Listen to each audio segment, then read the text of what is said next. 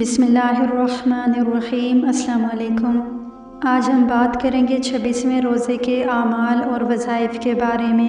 26ویں روزے کے دن نماز فجر کے بعد اسماء حسنی یا حی یا قیوم 300 مرتبہ پڑھیں۔ پھر نماز ظہر کے بعد سورہ فاتحہ 40 مرتبہ پڑھیں۔ پھر نماز عصر کے بعد سورہ طلاق کی آیت نمبر 2 25 مرتبہ پڑھیں۔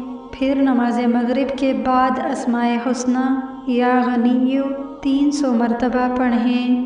پھر نماز عشاء کے بعد سورہ فاتحہ 40 مرتبہ پڑھیں اور اس کے بعد دعائے نجات 25 مرتبہ پڑھیں۔ دعائے نجات یہ ہے: قُلْ لَن يُصِيبَنَا إِلَّا مَا كَتَبَ اللَّهُ لَنَا هُوَ مَوْلَانَا وَعَلَى اللَّهِ فَلْيَتَوَكَّلِ الْمُؤْمِنُونَ۔ اس دعا کے پڑھنے سے لکھی ہوئی تقدیر بھی بدل جاتی ہے اور برے حالات کو اللہ تعالیٰ اچھے حالات کے ساتھ بدل دیتے ہیں۔ آج کے اس ویڈیو میں اتنا ہی۔ حاضر ہوں گے ایک نئی ویڈیو کے ساتھ۔ تب تک اللہ نگہبان۔